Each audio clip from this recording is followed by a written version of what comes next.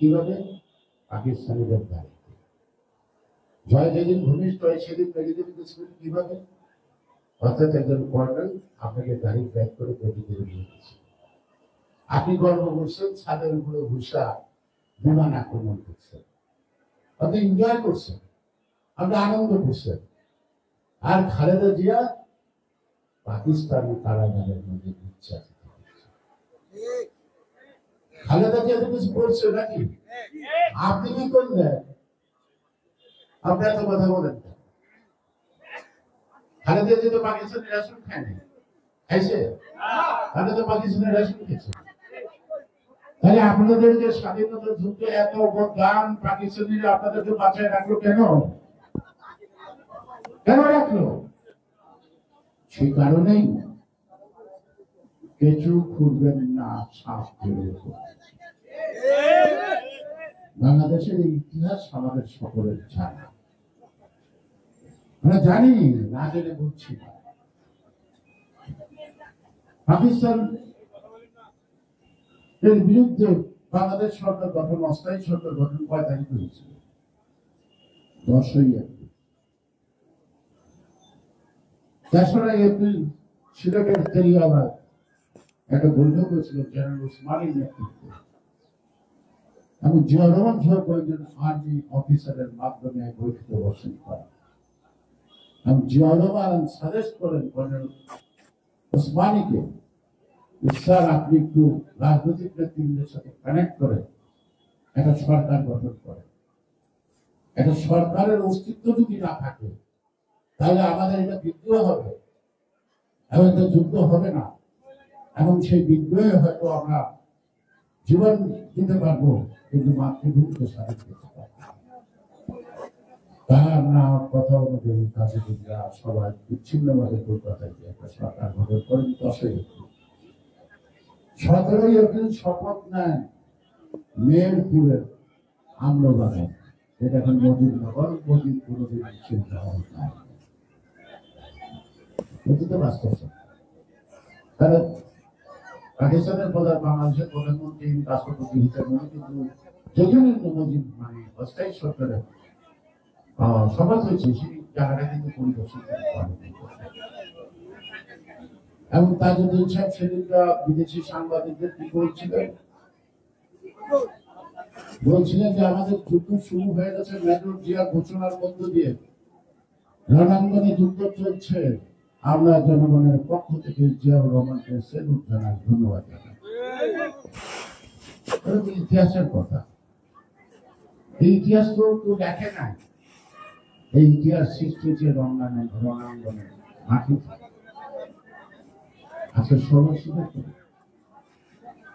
যে স্বপ্ন নিয়ে যুদ্ধ হলো গণতন্ত্রের জন্য, যে 70 নির্বাচনের ফলাফল অনুযায়ী আপনারা ভাগ্যশালী সরকার গঠন করলেন পাকিস্তান এলএফের মাধ্যমে, লিগ্যাল ফ্রেমওয়ার্ক সিগনেচার করে আপনাদের পাকিস্তান জাতীয় পরিষদ, পূর্ব পাকিস্তান প্রাদেশিক পরিষদের সদস্য হয়েছেন। সেটি আপনারাই স্বাধীন বাংলাদেশের সরকার গঠন করছেন, পার্লামেন্টে বসছেন, বাদ করছেন। যারা যুদ্ধ করছে তারা তো বলে নাই এ সঠিক ভাবে, তারা তো যাদের কাছে চলে গেছে, জিয়া রহমানের কাছে চলে গেছে, তারা যুদ্ধ করেছে, তারা আবার জায়গা মতো চলে গেছে, তারা তো ভাববার সাথে আসে না। তাহলে আপনাদের মধ্যে দ্বন্দ্ব হলো কেন? প্রশ্ন করছে। 9 মাস স্বাধীনতা যুদ্ধে ইতিহাসের পাতা জুড়ে তাজউদ্দিন, তাকে দিলেন আপনি ফেলে, রাখলেন বিশ্বস্ত বন্ধু খন্দকার মুস্তাক। কাকে দোষেন? কাকে দোষেন আপনারা?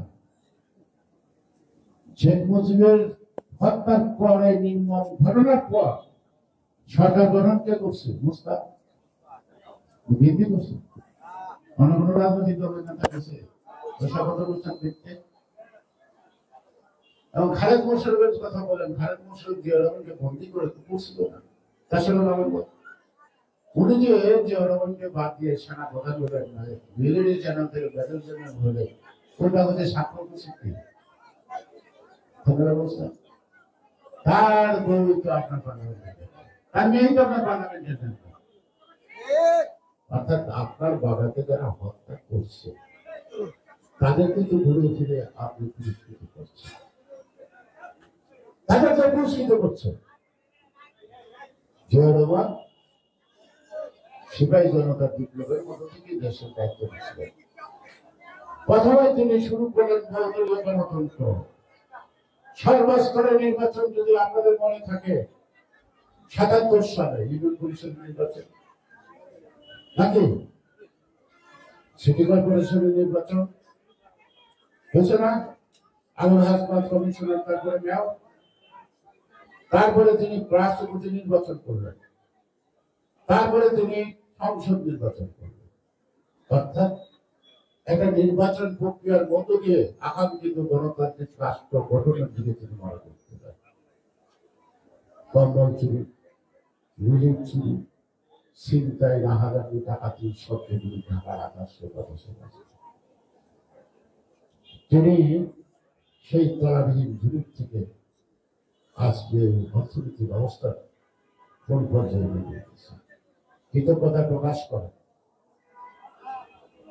17 মে আপনি আসেন, আমার নেতা জিয়াউর রহমান বিস্তারিত কিছু আপনি বললেন আপনি তো বাধা দিচ্ছেন। আমরা তো জানি আপনার কাছে জিয়াউর রহমান কত করতে পারেন, যে আপনি আপনার আত্মনির্ভর আছেন, আপনি আপনার দেশে আছেন। আওয়ামী লীগের সব নেতাকে জেলখানা থেকে বের করে দিচ্ছে, বাইর করছে, মুক্তি দিয়ে দিচ্ছে জিয়াউর রহমান। আর 4,500 যে আসিল ইন্ডিয়াতে পালায়া বর্ডারে ঘোরাঘুরি করত, তাদের দরকার পাওয়া যায়। আপনি আপনার বিচার করুন, মৃত্যুর পর যে ঘটনাটা আপনি তো উপলব্ধি করতে পারেন না। আপনার দলের লোকরা আপনার বাবার লাশ পারে তো গেল, জানাজাটা করতে পারলো না, এটা গায়েবী জানাজা করতে পারলো না। 11 জন লোক দাফন করলো টুঙ্গি পাড়ায়, যারা মানলো তারাই দাফন করলো, স্বাভাবিক বাড়ির লোক।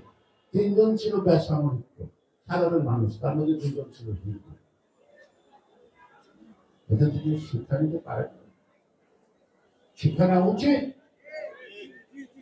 এখান থেকে শিক্ষা নিলেই কিন্তু সব ঝামেলা মিটে যায়।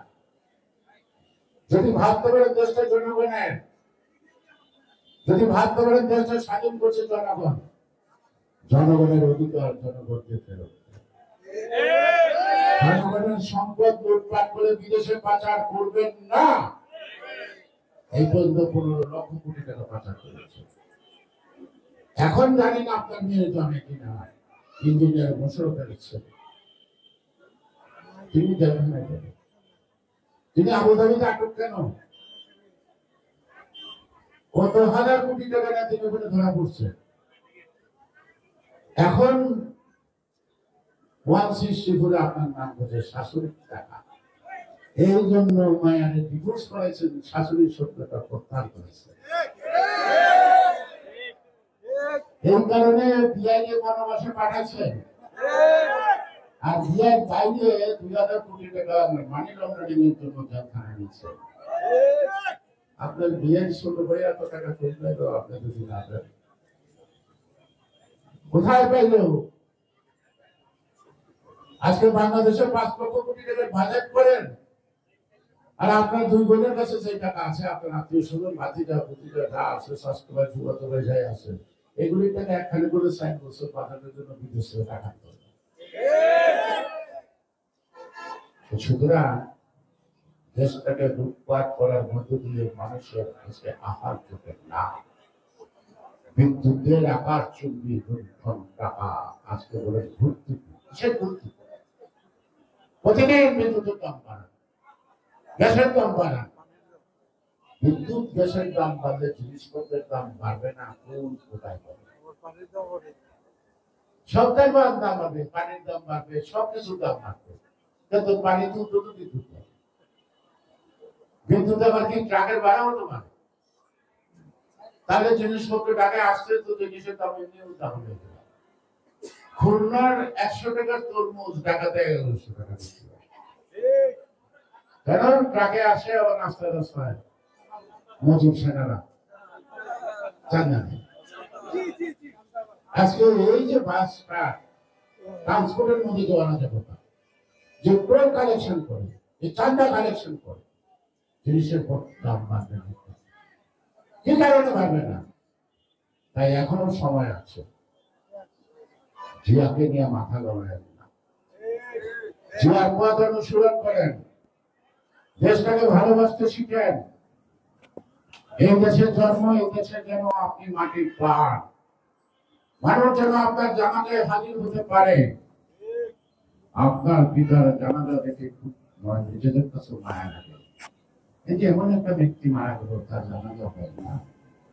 আর অপরদিকে দেখেন যে অবমান যে জনগণের, তার জানাজা সারা ঢাকা দিতে, সেদিন যদি কারো মনে থাকে, শুধু মানিক করাতে না, রাস্তায় রাস্তায় উদ্ধারে তখন জানাজায় অংশগ্রহণ করছে।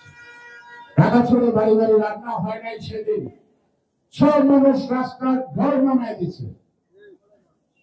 তার মানে জিয়া রহমান জনগণের জন্য, তার দল জনগণকে যিনি ভালোবাসতেন, জনগণের অধিকারের জন্য যিনি কাজ করছেন, সেই কারণে তো জিয়া রহমানকে কেউ ভুলতে পারে না। স্লোগান নেন, আজকে জিয়া তোমার মনে পড়ে, কেন এই দিনে মনে করবে কেন? জীবনের প্রতি পড়তে পড়তে জিয়াকে মনে, প্রত্যেকে আঘাত আসলে জিয়া রহমানকে মনে পড়ে, প্রত্যেকে অন্যায় আসলে তার প্রতিবাদের জন্য জিয়াকে মনে পড়ে। যদি না করতে তাহলে আমরা আজকে রক্ত দিতে পারতাম না, পারতাম। আমার মাথায় চিন্তা ভাবনা আছে, 21টা ছেলে আছে, আমি বেঁচে আছি, কারণ ঈশ্বর আমাকে আপনার পতন শেষ না পেতে দিবে না, আমার বিশ্বাস, আমার বিশ্বাস। সেই কারণে 21টি সেলাই নিয়েও আমি পথ চলছি, কথা বলছি।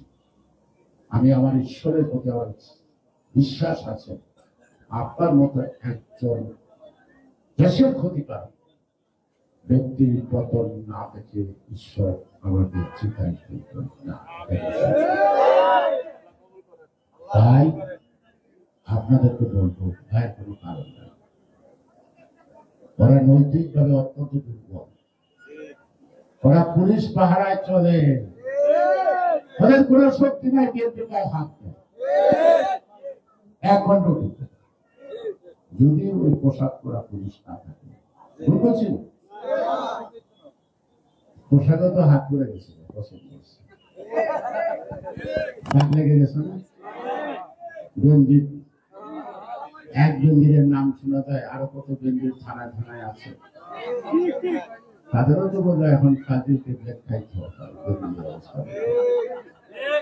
তবে গেঞ্জির যাই করুক, যত সম্পত্তি করুক করুক, যত ব্যাংক ফ্রিজ করুক, গেঞ্জিদের কোনো টাকা ব্যাংকে নাই, লাগুতি বাধা গেছে, সরকার তারা জানে কারণ গেঞ্জিদের তার রক্ষা করতে হবে। গেঞ্জিদের রক্ষা না করতে হলে বাকি শিষ্টাগুলি তো ভয় চুপ করে দেবে, তখন তার তার কোনো শক্তি থাকবে না। সেই কারণে এগুলি শুনতে থাকেন, কিন্তু এদের উপর ভরসা করেন না যে শেখ হাসিনা বেঞ্জিতে আজ গেলে দিব, কারণ আজই বেঞ্জিদের অপকর্মের ফসল শেখ হাসিনা। সুতরাং তার কোনো ক্ষমতা নেই এদের কাজ করে, যদি ক্ষমতা থাকে জনগণের হাতে আছে। জনগণ সরকার আসলে এইসব আলিবাবা 40 চোররা সেদিন তাদের শাস্তি দিতে পারে। সেই কারণে আমাদের প্রতিজ্ঞা হোক, আমরা জিয়ার বাংলাদেশ করব, আমরা গণতন্ত্রের বাংলাদেশ করব, আমরা আইনের শাসনের বাংলাদেশ করব, আমরা মানুষের ভোটাধিকারে বিশ্বাস করি, ভোটাধিকার করে যে কাজটি জিয়া করেছেন সেই কাজটি খালেদা জিয়া করেছেন। যে কারণে খালেদা জিয়া আজকে মানুষের হৃদয়ে মনি কোঠায় স্থান করে নিয়েছে, আর সেই কাজটি করতে নামছেন জনাব তারেক। কারণ তারেকের ধমনীতে জিয়া, খালেদা জিয়া রক্ত, সেই রক্ত বৃথা দিতে পারেন না। আমাদের দায়িত্ব সততার সাথে তারেক রহমানকে সামনে রেখে আগামী দিনে আমরা সেই শক্তির হাত থেকে একটি নেতা রেখে যেতে হবে আমাদেরকে, সেটা তারেক রহমান। আমরা হয়তো থাকবো, কিন্তু একটা নেতা থাকতে হবে এই আগ্রাসী শক্তির হাত থেকে দেশকে বাঁচাবে, স্বাধীনতা থেকে বাঁচাবে, স্বাধীনতা থেকে বাঁচাবে।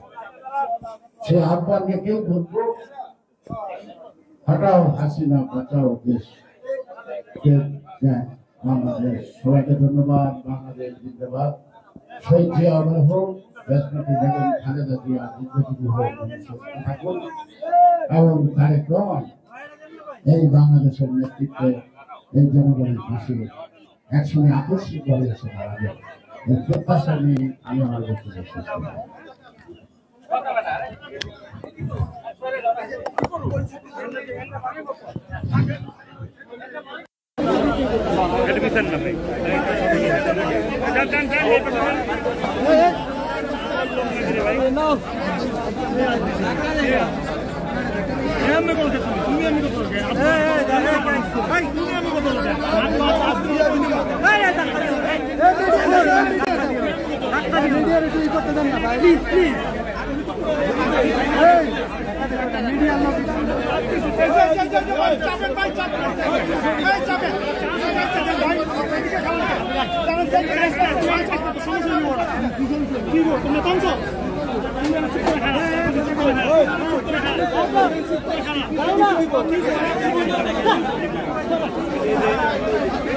Ahora